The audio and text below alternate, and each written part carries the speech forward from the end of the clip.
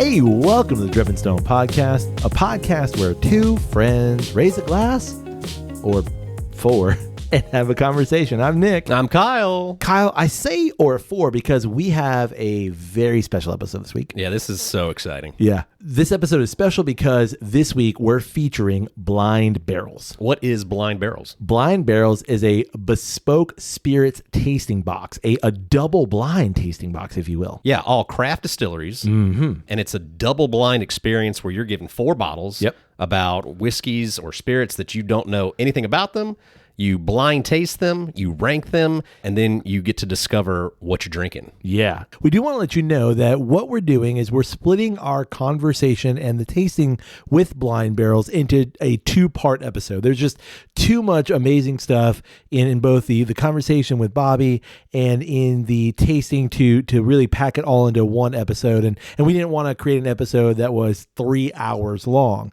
This week, you're going to hear our amazing conversation with Bobby, who is the founder of Blind Barrels. And then next week, you're going to hear us actually go through the Release 13 tasting. It's called Heat, that we discuss within this episode. So join us for our conversation with Bobby, and then stay tuned next week for our tasting where we jump into their incredible Heat lineup. Mr. Bobby, thank you, sir. Oh, pleasure to be on. Thanks for having me, guys. How's your week going so far?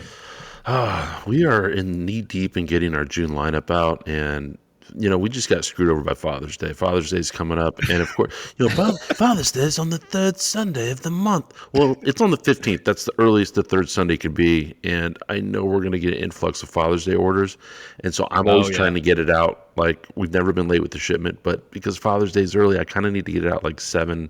We almost always do mid-March, mid-June, mid-September, mid-December. So we're seasonal curation for our boxes, right? And so everybody gets the same lineup at the same time, and then it never repeats. So now we're just in that phase where we're, the bottles get washed, they get labeled, they get filled, and then it's got to run through a distributor, and it's got to come back, and it's got to get packaged. So there's a lot of steps. We're not in a basement with a funnel, Right, and just multiple bottles. On top of another 750, yeah. Although I could see, okay, gotta measure it out. Oh, too much. Yeah. So, Bobby, how about we start here? Like, give us your elevator pitch on what Blind Barrels is, for our listeners who don't know. So Blind Barrels, we are the first and only double-blind whiskey tasting experience. We are mainly a subscription. We do have a whiskey community and a membership. And single blind means, hey, I know what the 3 samples are. I just don't know the order of what they are. Double blind means you don't know what they are at all. So our members get 4 samples shipped to their door every quarter, and they're 4 blinds, and they're from small American craft distillers. So when we decided to make these lineups, we didn't think there was any special about Maker's Mark and Michter's, and not that I, don't drink that or order that at a bar, but I can get at that anywhere, at any Total Wine or Bevmo, or, there was nothing, Liquor Barn, and we wanted to really tap into the brands that aren't heavily distributed that are killer. So, when Prohibition ended, the 3-tier system came into play, right? And so the producers in the first tier have to pass to a distributor before a retailer can sell it to the consumer, and distributors got a lot of power over the years, and they still do, and they control who gets the shelf space. And we've seen the scandals where like, you got to buy my 10 cases of vodka just to be in the shop to get that purple top. Oh, we're aware. But what happens is you get these small brands that are sometimes making some of the country's best whiskey, and they're rock stars in 50 miles, but outside of that, you'll never hear them, and they don't have distribution. So sometimes we'll end up with brands that are only available in their native state, so we can kind of thwart distribution to a degree, because we got members in 45 states, and now people get access to these brands that most people honestly come for the blind, and the blind is fun, and we gamified it now, so you can guess the age, the proof, and the whiskey type, and you'll actually get a score that tells you how accurate your palate is. So the gamification is super fun, but honestly, people stay with us because of the access. So when you get a bottle, like everything in that lineup that you guys have is practically, some of that's allocated. A lot of it's never been outside of the state or maybe a couple neighboring states. And when we sell a bottle, we don't say, hey, you can't normally get this.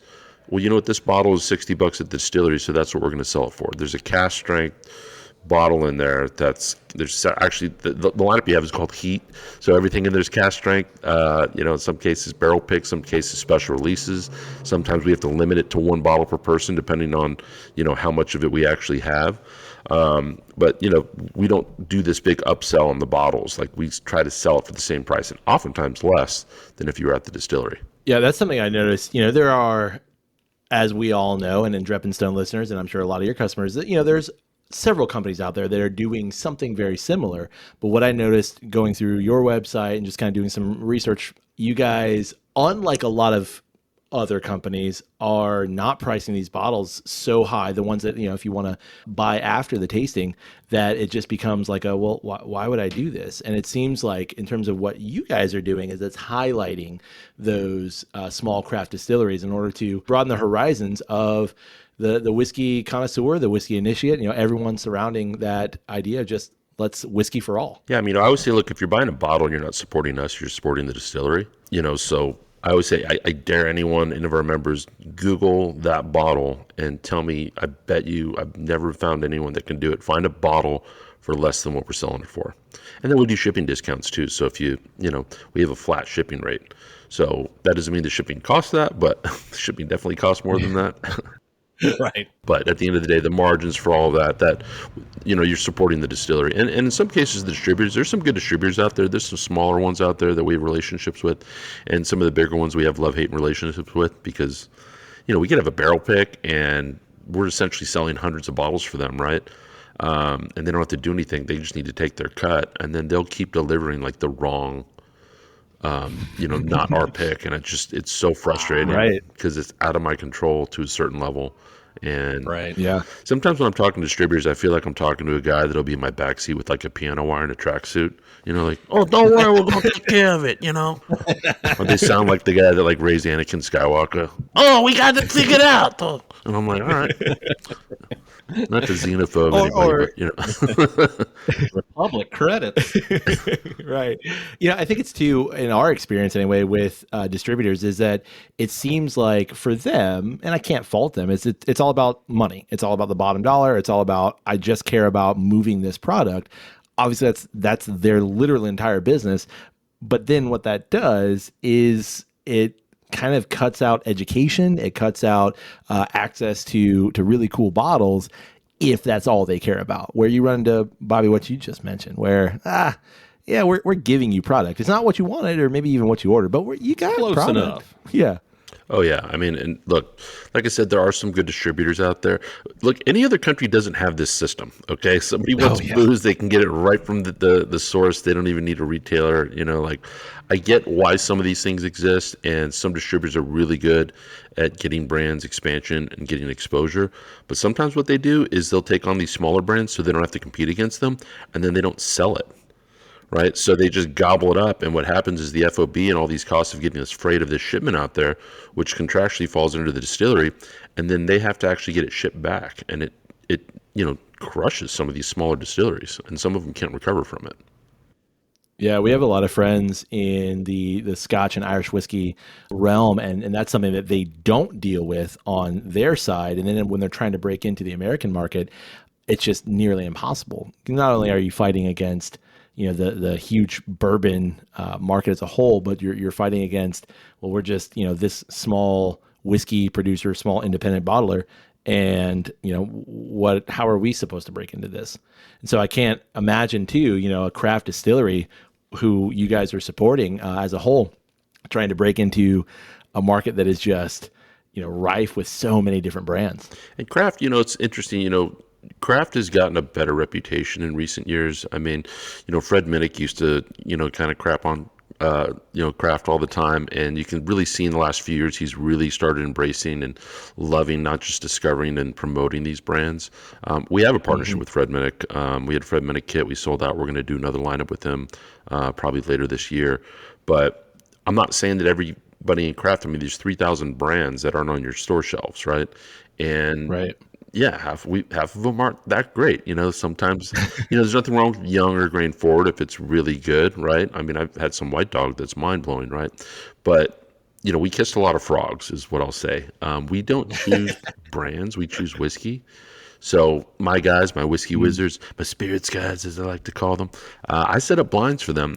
Right now I've got 30 bottles for them to go through to kind of help sort out and finalize the September lineup. And they go through it completely blind and do grade notes. We bring in people that are early on the whiskey journey. We bring people that are late on it. Best idea wins. Every now and again, we do have a debate from a brand because there's so many good things from one brand. Rocktown is a great example. Rocktown's been in our lineup. The first one that I think came out and is the second one in our lineup at a Little Rock, Arkansas. And they sent us 6 bottles and we all had a different favorite and we debated it. And in hindsight, I've now learned to listen to my guys. It's not just like, oh, I put this one first. If someone's like emphatically like really pushing like how much they love, you got to think of the magnitude for the love of that, and that plays a role now. That's so cool, man. That sounds like a great job to have. I just whiskey wizard. Yeah, right. I know, we just get to sit around and drink whiskey all day. You know, I always say people think it's like I'm like, you know, we're just literally just drinking whiskey all day. I'd say Thursdays, you know, we do a radio show called Four Whiskeys where we kind of do blinds on a local radio show. And so we drink whiskey that day. I actually drink less since starting the company, which is kind of interesting. You know, I have to be very clear-eyed and mindful. I have to think about put the business first, right? So I can't really be hungover all the time or at all, really. So maybe once in a blue moon. I mean, I hydrate a lot, right? Yep. Yeah, a guy that one of my guys, Christian, he wasn't drinking for April, but how do you drink and not? So he was tasting and spitting out and still doing through the process and you know, just obviously, you know, we are big proponents of health in general. We do think what we're doing is a healthy approach. We think it's a mindful approach. It's a good way to connect your senses, but it's a great way to connect with other people. I mean, you guys are sitting around and you're drinking whiskey, and especially when you guys play the game, it'll be really interesting. You guys should put some stakes on the line. You guys should put a bottle on the line. Yeah. You know what I mean? Totally going to do that. And see who wins, and you're going to talk about it, and it's communal. And, you know, we're not taking shots here, right? We're enjoying being present in the moment with the liquid and the company that we're with. And that's really, if someone has a drinking problem, if I'm around somebody and I pour them a nice pour and they just down it like it's a shot, I'm like, you don't get any more of that. Bring up the Tennessee flavored honey whiskey. Yeah. Well, that's what you start them with. How are they going to approach this? You know, I have a brother-in-law who throws crushed ice into, like, I've got a bunch of whiskey at our headquarters that doesn't fit at my house, and my wife doesn't complain. You know, once you get the floor whiskey, then you know you'll start getting the complaints, right? Whiskey. Been there, done that. You don't have floor bottles. Yeah, there's no room for the floor whiskey. And I went to take a shower, and I'd come back, and my brother-in-law's there, and he's got a tumbler full of crushed ice. And the whiskey's, it's like, I'm talking about crushed ice up to the top. For me, I'm like, hey, do whatever you want, but at the end of the day, like, crushed ice to me is so sacrilegious. Like, you want to put a big cube in there, you want to put a few cubes in there, you want to even, hey, you want to put Coke with the whatever. You know, if it's really bomb whiskey, I'd say maybe do both. But I'm like, to my wife, I'm like, Courtney, what's in his glass? She's like, I don't know. It's something. And I'm like, I'm like, what did you pour? And he goes, I don't know. I'm like, you're a fucking asshole. I'm like, just tell me what you poured. Like, you know what I mean? Like, that might have been a $200. And I love sharing whiskey. I don't have unopened bottles at my house. I share whiskey, but I would like to share with people that appreciate it. Right. Okay, so what did he pour? Do you know? I think it was a 15-year Widow Jane. So. Oh, no. Well. It was the 15, right? I'm like, could have been Widow Jane. I'm like, I can live with just the Widow Jane, but the 15. Oh yeah. Which is like, why'd you do that? There's not a lot of that. It was really hard to get that bottle, actually. So I was like, okay, that's fine. I figured it out because I looked at it. I'm like, I haven't even drank that one yet. I think he actually opened it and poured it. And I'm like, that's even worse. Man. You know? Wow. Yeah, that's ballsy. You know, Kyle, something that Bobby just mentioned that I'm kind of like, I mean, just falling in love more with Blind Barrels is that it's about the whiskey itself. And I'm sure, Bobby, you kind of mentioned that you have partnerships with brands, but that it's whiskey focused. And what I really appreciate about that, just as obviously a whiskey nerd myself, is that they're curating things that they know are going to be products that consumer is going to find interesting. Not necessarily because all of our palates are just incredibly different, but here's something you might find interesting. Yeah, and I love the communal aspect. Yeah, I mean, like the partnerships themselves so there's no marketing fee. I know how a lot of other tasting companies that are out there, there's marketing, there's costs like that. We don't take any fees from any of the distilleries. They're in the lineup because it passed a blind with several people and people really liked it. We probably get 4 or 5 brands reach out to us every month. I do the conversations with them. They send samples. We put it in a blind. I just tell them the process for that. And so sometimes there's a brand that we know we love there's a brand in this lineup actually we chased for 3 years, and Randy Sullivan is a collaborator on this kit. And sometimes you're just talking to the wrong people, and then they don't know how to sell what you're talking to the next tier, and then they go, "Oh, well, we don't want to white label anything." I'm like, "We're not white labeling. Technically, is what's happening, right? But we're not positing it as if it's our own whiskey." And Randy made a call. I get an email. I'm on the phone 2 minutes later. It's a 7-minute phone call, and it's done. And I'm like, oh, wow. Just was needed to talk to the right person, right? But it's Casey Jones. I don't know if you've heard of Casey Jones. They're a small craft distillery in Kentucky, Pendleton. I forget the name of the city, and just killer people. Peg and AJ, just they had the original commission still in Kentucky. It's a square still, which is super interesting. We visited them in person, and I was talking to them about the thing, and they're like, "Well, how much is this going to cost us?" And I'm like, nothing. That's all. Because it's awesome. Just stuff. Honestly, like they're 4-year single barrel white label bottle. Everything that they poured, they have 12, 13, 14 SKUs that are all phenomenal, and we sell it for $50 because that's what it is at the distilleries. Their cask strength's like 111 proof, and I think they could sell for 80 all day. It's that good. It's that rich. Wow, it's that amazing, and we don't talk their wholesale down because we're selling a high volume. At the end of the day, we want this to be symbiotic. We want the distilleries to win because we promote them and we're selling bottles for them. We want our members to be happy, and then we're going to be happy because they're happy in the end of the day. Like if everybody's satisfied, then that's at the end of the day, we're big proponents of the whiskey community and the history of it. It's one of the few industries that there's a competition there, but there's a camaraderie that's pretty dope too. And we've witnessed that firsthand when we took a trip to Texas, and they're like, "Where did you stop?" And I'm like, "Well, we were at Ranger Creek and we were Iron Root." And they're like, "We love those guys." And they're competitors in their state, but they're supporting Texas whiskey, which is on the big come up right now, right? And, I just love seeing that positivity, and getting to be a part of that positivity is awesome too. Super cool. It's kind of like what the brewing industry used to be before everything just, exploded. Like you said, you have competition, but the competition realizes that in order for all of us to be better, in order for, all ships to rise here, we have to challenge one another, and we have to be supportive of one another. Yeah, I mean, you look at when Heaven Hill had a distillery that burned down, right? Everyone stepped up and said, "Hey, can we get you some whiskey? Can we get you back on your feet?" We're seeing it with the flooding right now. There's nobody dancing on anyone's grave. Everyone's kind of, mourning their fellow industry people's losses, and asking, "Hey, how can we step up? Are you doing a fundraiser? Can we donate some bottles that'll be a part of raising the money to help you solve these problems that came out of nowhere?" So, Bobby, when did Blind Barrels get started? This was technically a COVID baby. My backdrop, I'm a filmmaker. I've made documentaries, and I've run an education company for the last 25 years. I help get kids into college, so I started a program where we do neurofeedback. My partner's a neuroscientist, and we do SAT, ACT, mindfulness test prep, along with college application essay storytelling. And then I've made documentaries. The last one actually took on the NCAA, so I was a college athlete, and the NCAA, the documentary called The Business of Amateurs really focused on the disparity in the money, the gap that exists in terms of who makes the money and who doesn't, the academic integrity, and then CTE. And the movie actually played a role in getting the NIL laws passed. I'm on the oversight committee for that nonprofit. So when COVID hit, that's cool. Everything kind of died, right? Like film projects dried up. Nobody was doing test prep. And, I put up a few accent walls and, a few bidets and, and then, the bidet, right?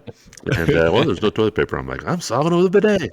And, make some bread. So brilliant. Exactly. I'm loading up. We're going to learn how to make bread. We're going to learn how to make our own tools. We're going to do it all.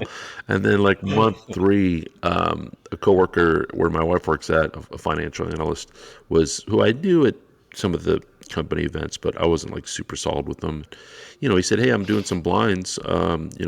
can I drop off some samples? And he was charging like, he'd have like a dusty of old fits that he paid $80 for. So he's paying like $3 a pour for it or something stupid.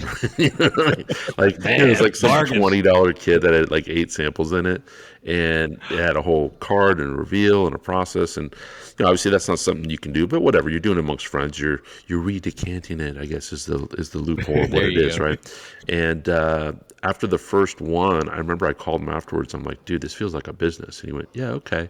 I'm like, because I'd done with wine, I'd never done with whiskey before. And I fell in love. I didn't realize just how nuanced and different and interesting. And, I never really picked up the nuances and the differences between a rye and a bourbon and why that exists, or, single malt and the peated versus non-peated. And what does single malt even mean? Like, what about a triple malt?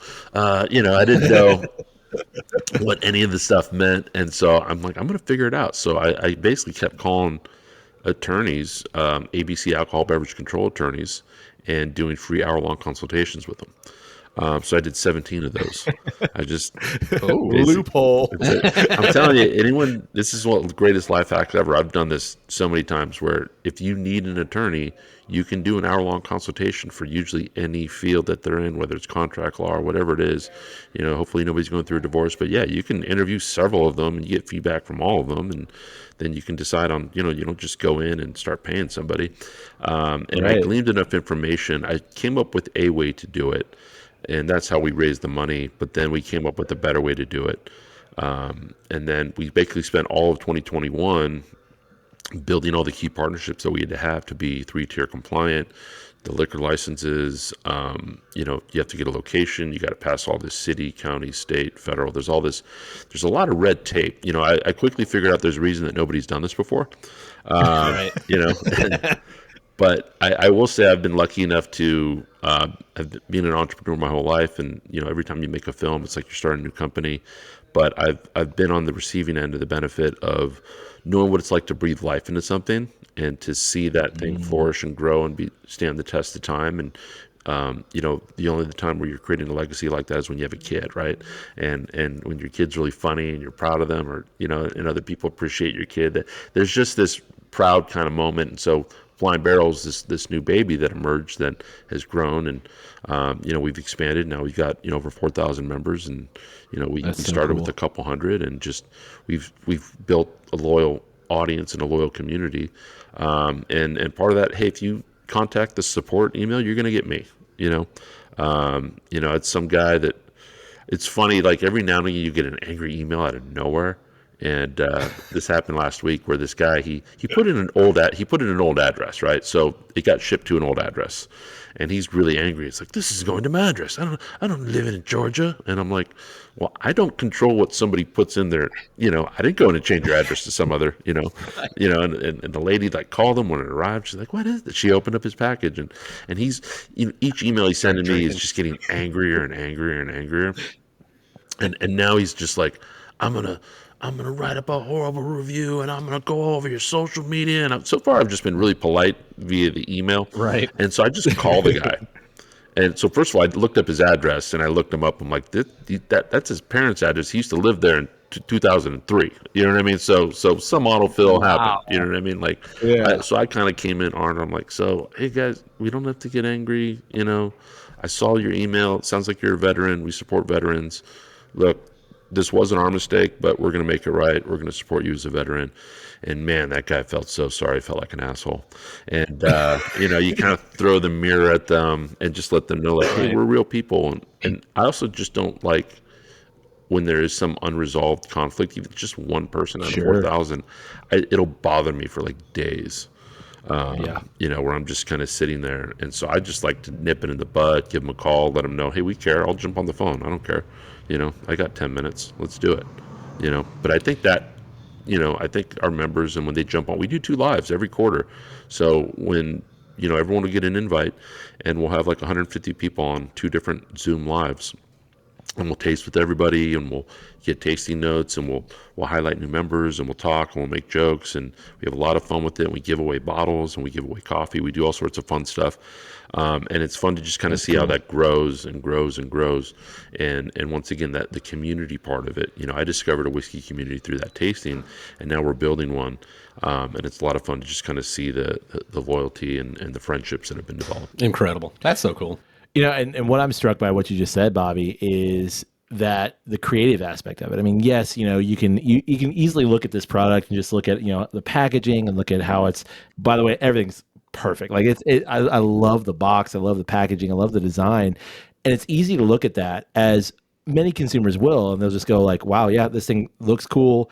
The bottles look cool, but they don't realize. I appreciate that you guys are, recognized. I'll tell you, making a custom box is not fun. You know what I mean? Like, yeah, I'm sure. That's custom glass. Like making custom glass, it took 9 months and took like literally 8 molds to make custom 50 mLs, like, and make it thick and heavy. We wanted people to associate these smaller brands with top shelf. That was really important for us. We know as creatives, how much goes into stuff. Obviously, you've done a lot of creative work over your career. So, so many consumers will look at something and go like, cool, here's the thing. But they don't realize that in order to get to this level, it's, so many hours of work and mulling over what you just said, bottles, mulling over how the bottle fits into the foam packaging and what that looks like when it comes out. It's all of that stuff. And I think it's cool that you guys have thought about all of that it's not just like, yes, the whiskey is the highlight thing, but it's the whole experience around it to create this communal experience.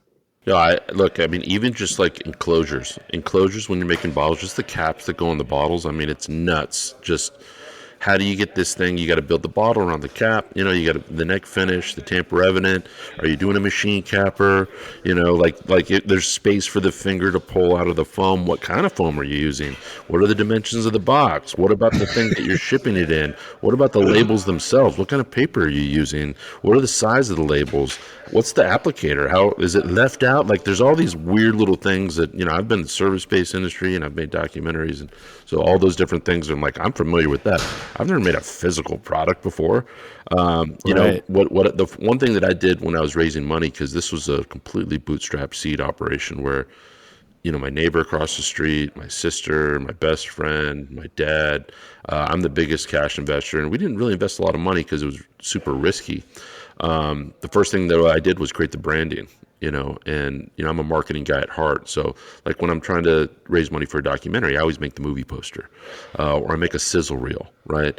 I make it tangible, and I make it real. And, even just making a logo is a fascinating thing to discover, because what you make creatively in your head isn't going to be what's translated to the person that you're talking to creatively. And that happens all the time between like what I see versus what someone else sees. And thank God our designer saw something much cooler than what I had in my head. Is the monkey your idea? The idea, I don't even remember why. Like I listed a bunch of names, and originally we were Blind Spirits, but we ran into a trademark issue with it. And luckily Blind Barrels is better, because eventually we might do beer and wine and get outside. Everything's in a barrel, right? Yeah. But the idea was going to be the see no evil monkey, and like his tail was going to kind of hide his eyes, and so that's where the monkey, and technically he's a chimp, which I later learned, but I still call him a monkey because nobody goes, well, I'm like, well, the chimp, and they're like, you mean the monkey? And I'm like, yeah, the monkey. And so when I did this design contest, 99 design, which now Vistaprint owns, for $300, you get 99 designs, and you might get 8 or 9 from like the same person, right? And it's probably mostly people in India and maybe third world countries that are vying for this prize of this thing that you're putting out there. And I did get the monkey tail, the drunk monkey hold. I got the thing that I asked for, and it was kind of cartoony and not that great. And this other guy comes in with the steampunk monkey. I'm like, what the fuck is that? And self-taught designer dude out of Brazil named Flavio, who tried to create a whole clothing line around the chimp. and it never took off. And he saw somebody wanted a monkey, and then we made a lot of tweaks to it with a little bit, like before he had like kind of a big grin, and we adjusted the hat. We eventually put the barrel behind it. I mean, probably 200 different designs that, because there's one that goes on the box, there's one that goes on the label, there's one that goes on the hat, there's one that goes on the shirt. There's all these different iterations of it that, like the gold leaf can't have the busyness of what we see on the actual logo. So there's all these little fine-tuned things that happen, and God bless Flavio, because he, this gave him a career because it built up his portfolio. I've turned him on to 10 other brands, and awesome. He's kind of built a career out of it. And he does all of our stuff. Like we did a barrels pick with Still Austin for our December lineup. So we can't do barrel picks anymore because we just have too many people. It would all go into the sample. We wouldn't sell the bottles. So we blended 2 barrels together, and we trademarked the smallest batch. The smallest batch could be 2 barrels, right? So we picked 2 barrels, and it wasn't our 2 favorite barrels. It was the barrels that blended the best together, and it was phenomenal. So I had Flavio. I'm like, I need a sticker, and I want the monkey like grabbing the bull by the horns and like put bottles on his things and just say we messed with Texas, and kind of like White Goodman in Dodgeball where he's like got that painting where he's grabbing the bull by the horns, and the dude pumped out and yeah. So I wanted to put kind of a tater sticker on there. And and yeah, he's doing it. We're doing it again. We got a 3-barrel blend that's coming up in our June lineup, and so we're just I just got the final touches for that sticker. Once again, he doesn't speak English, and I always end up like doing a Zoom with his daughter who speaks English and will like translate, and but just a great dude, super gracious, and he's going to be working with us for years to come. So Bobby, you've mentioned that it's a seasonal release. Do y'all have like a schedule of like so many a year, or is it kind of more thematically released? Like once we kind of figure out what we want to do for this release, and then we release it. We've thought about like, we'll do all from the Pacific Northwest, and we've thought about doing themed boxes, or this is a bourbon box, or this is a rye box. Well, we discovered pretty early on, because initially when we were going to do whiskey every other month, and then we were going to do tequila in the other months, right? And then I realized how much work it is to create one lineup. Like it's such a mother, like the legal stuff that has to happen, just getting on the same page with the distillery, you know what I mean? And getting all the whiskey transferred over, and all the steps and the stuff that has to happen. So when we find the 4 and the timing that we have, like we're getting more and more ahead of our lineups. Like September is technically a theme in that it's all distilleries that our members have recommended. So we're trying to maybe every September do a theme in the sense of it's going to be the members only kit. We might sync up with Fred Minnick for the December kit, where his lineup and our December lineup is the same thing. But it's difficult. What we want is diversity in the experience is the main thing, so that there's a roller coaster. We don't want a bunch of vanilla, brown sugar, caramel bourbons in a row. There's nothing wrong with having, deep, rich, well-aged bourbons, and we have those in the lineup. But we want there to be an experience with it at the end of the day, as much as possible. But yeah, we're quarterly, right? So everybody gets the same kits mid-March, mid-June, mid-September, mid-December. And so we kind of have this 3-month window. There's all these steps that have to be taken in that whole process. And the more we get ahead of it, the less of a crunch time. But man, we've had whiskey where it's literally on a freight and they put a hazmat sticker on it for some reason, but it's not hazmat. And then so it ends up in some warehouse for 3 weeks. So I got to like overnight a freight of, I'm like, do you guys have anything to put whiskey in? They're like, well, yeah, these 1 liter vodka bottles that I'm like, throw them in there and bring it out. And we're just, at one point, I think the Kansas City mob stole 30 gallons, theoretical, of where this whiskey was just missing for like 3 weeks. And then the dude that owned the distillery was like, I think like a made man or something, because he made one call and they found it in an hour. So I don't know. I don't know. So every now and again, there's always I want to know, actually. Yeah, there's always something crazy don't tell me. that happens with the lineup. Like this lineup, I screwed up because there's a QR code on every bottle, right? And for some reason, when I submitted, I didn't update the QR code. Oh no! So. And we're labeling them. We just upgraded our labeling machine, but it's not working yet because it's this really awesome one that we got used for a good price, but it's not there yet. And so all of a sudden the QR code's not I go to it and it's going to the March kit. I'm like, oh fuck. I'm like, this is a massive fuck up. And I'm like, I have to like figure all that out. And luckily we're enough ahead. We figured it out. It's a curveball, but I didn't look at the proof, and it was just that one little, little thing like that could just turn into this massive delay.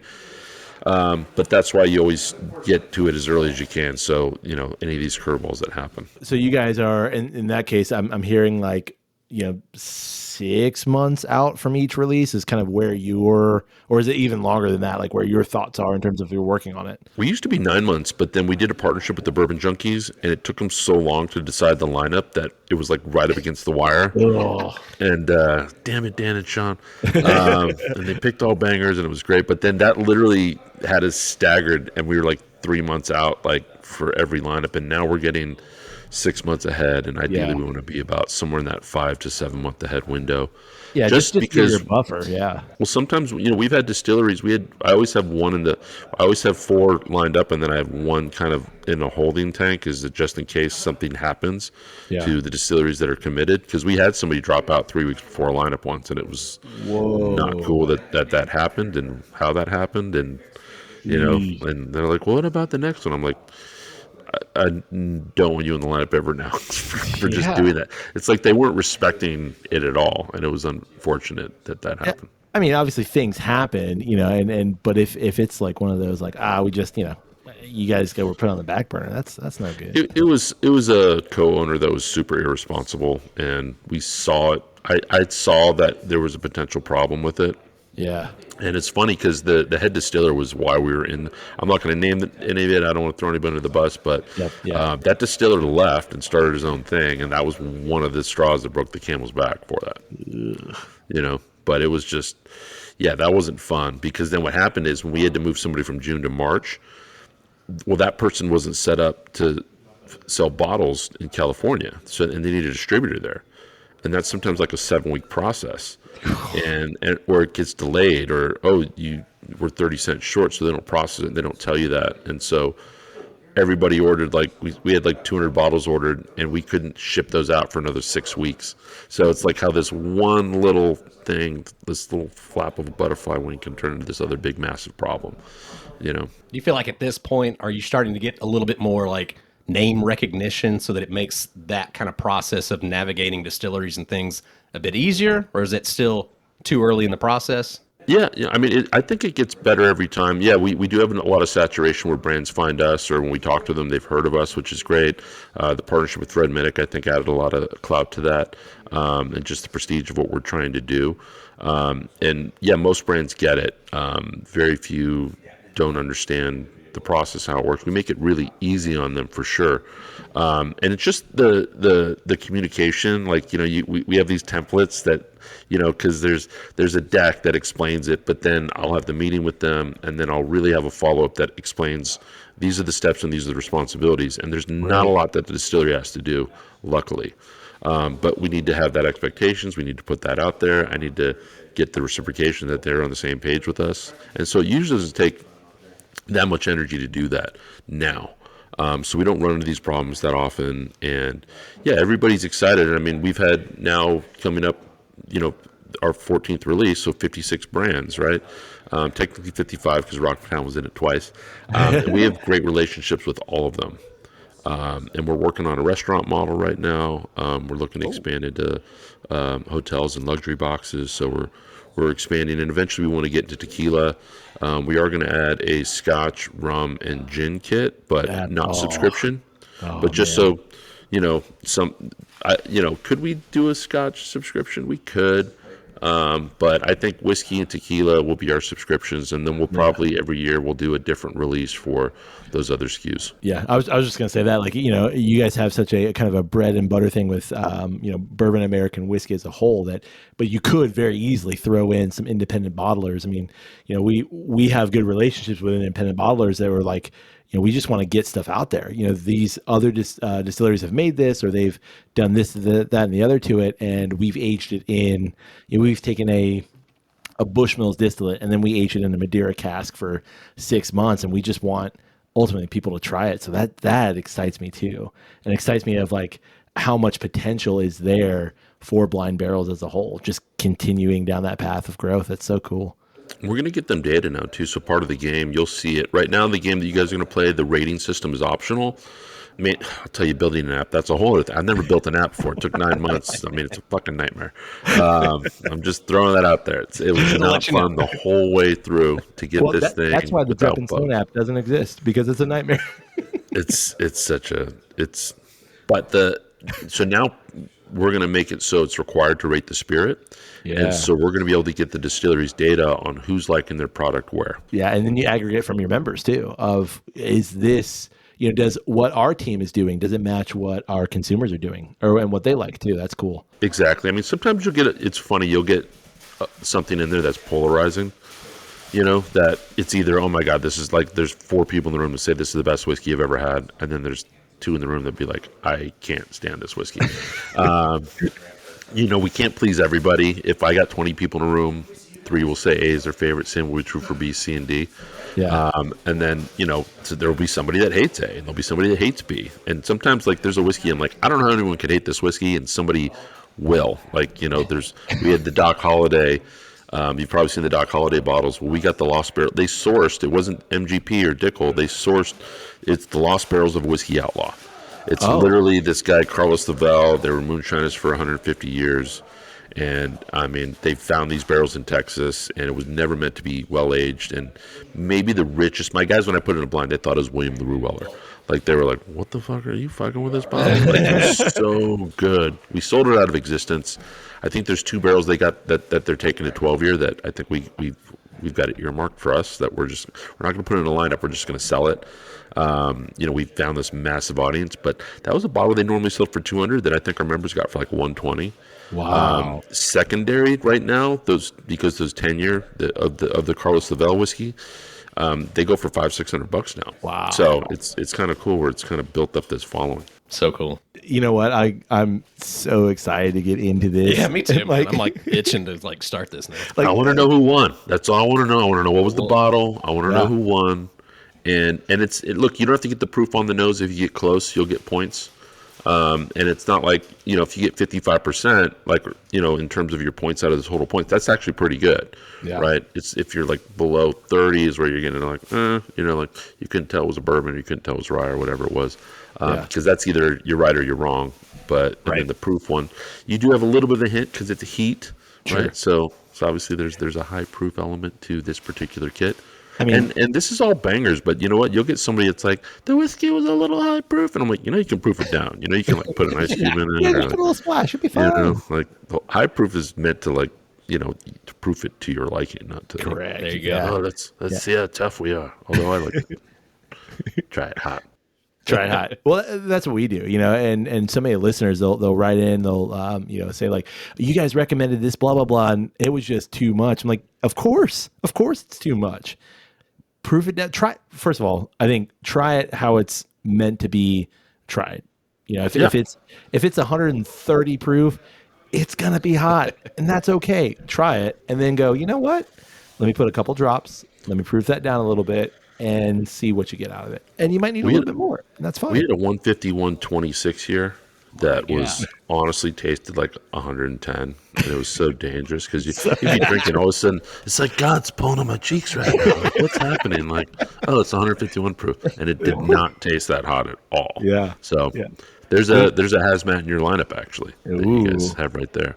Yeah. That I mean, this brand, it's interesting. Like, so 3 of these are original distillate. One of them is sourcing, okay, but they're doing a blend, and they're finishing in 5 different barrels. Char 1, 2, 3, 4, 5, and a toasted. Like, they're literally doing. I'm like, who the hell's the money and the time? And only Craft would do something fucking crazy like that. Who's got that? Yeah. This dude, we're gonna visit him this summer. He's super eccentric, and I mean, this guy's somehow sourcing really badass, really well-aged whiskey, and he's got the barrels to just fuck around, I guess. Screw around with it. That's cool. Bobby, we got some questions, but I feel like we basically covered. Yeah, we crushed this. You guys crushed it. No, we just covered let it you all. talk. We didn't do anything. We just let Bobby talk. Like our last one was like, what do you have in the future? And like, I'm so curious, like so interested to hear about like the restaurant, the hotel aspect of it. Like, What excites you? I mean, I'm really excited for the restaurant model because if you look at what happened during COVID, all these restaurants are suffering because they gave up a VIG to DoorDash and Uber Eats now, right? And so what they're not looking at is the turnaround with servers now. These massive turnarounds because they're not getting the traffic, they're not getting the tips anymore, right? We've got a model that is going to be a turnkey blind tasting in these restaurants, and I can't tell you how we're going to do it, but no one will ever be able to do what we're about to do because first of all, once again, you got to figure out why has nobody done this, and I quickly figured out why it was a problem. It's not going to be our kits at the restaurants; it's going to be a different form of it, but. We get to wrap our arms around these small American distillers again in a much bigger way, but we also get to help these other small American businesses, these restaurants that need that foot traffic to come back in. will it be more like big brand? Nope. Still be craft. It'll still be, awesome. look, these places are, if you go to these restaurants, they got craft beer at the wazoo, right? Right. And they got craft cocktails, but they don't have craft whiskey. There's a void in the market for that. Right. So for these brands that aren't outside their state to get them in a bunch of these restaurants, we're going to start in California, expand to Florida, and really get into these other states that, are friendly in terms of brands getting outside of their state and all the filings that they have to do for that. But no, we're still going to focus on the goal is that, they're going to start taking that bullet off the shelf and start putting, Rocktown on the shelf. Right. Awesome. That's so cool. You know what? I can't wait. Like Bobby, we could talk to you for hours. I know that you don't have hours and we don't have hours, but I think that we could just listen to you talk about Blind Barrels and your thoughts on the whiskey industry as a whole. But we have some whiskey to taste and we got to get into this tasting. I'm a bit nervous, Kyle. Like, honestly, because like I'm just giddy as hell. I can't freaking wait. I got that, but I'm just a little bit like, okay, we've got to put 6-8 years of whiskey knowledge into this thing, and we got it. Like, I don't feel like we're going to be judged, but I'm judging myself. I'm prejudging myself. I think you guys are going to do great in the blind because if you look at your logos, you don't have eyes on either of your logos, so you guys are already blind. You guys are built for this. I like that. Look at this. Look at that. Man. Look, it's blind. That's so true. Look, even the logo's blind. It's crazy. Well, let me know how it goes. I'm excited to hear the feedback. Yeah, absolutely. And Bobby, thank you so much for talking with us. And I know that Drep and Stone, all the listeners are going to be super excited to dive into some of Blind Barrel's tasting boxes. These are going to be awesome. Yeah, absolutely love everything that you're doing, Bobby. Thank you so much for visiting with us and sharing the story. Oh, cheers, guys. My pleasure. Thank you. So like we mentioned at the top of the episode, this was part 1 of a 2-part series featuring Blind Barrels. Next week, we're going to release our tasting with the Blind Barrels double blind tasting pack labeled Heat. That's release 13. So until then, we'd like to know, have you had a chance to sample any of the Blind Barrels whiskey tasting boxes? Yeah. You can get in touch with us through email. That's drepandstone@gmail.com. You can also get in touch with us through social media. On social media, it's a singular word. Yeah. It's Drep and Stone, one word. DREP and Stone. Oh. Look for us on Instagram. Sure. Facebook. Yeah. Twitter. Yeah. Tinder. Why not? Wherever you like to socialize media, come find us. We're there. Yeah. Like a thing, share a thing, comment on a thing, and we'd appreciate all those things. Definitely. And we'd love it if you support Drep and Stone. You can do so through our Patreon page. It's patreon.com/Drep and Stone. You can rate us wherever it is. You get great podcasts like this one. And finally, Kyle. Sir? You can tell someone that you're probably sharing a Blind Barrels tasting box with about Drep and Stone. Yeah. Again, we'll see everybody next week for part 2 of our episode with Blind Barrels. On that note, hey, buddy. Hey, buddy. May your glass overflow. And your ass never show. Cheers, buddy. Cheers.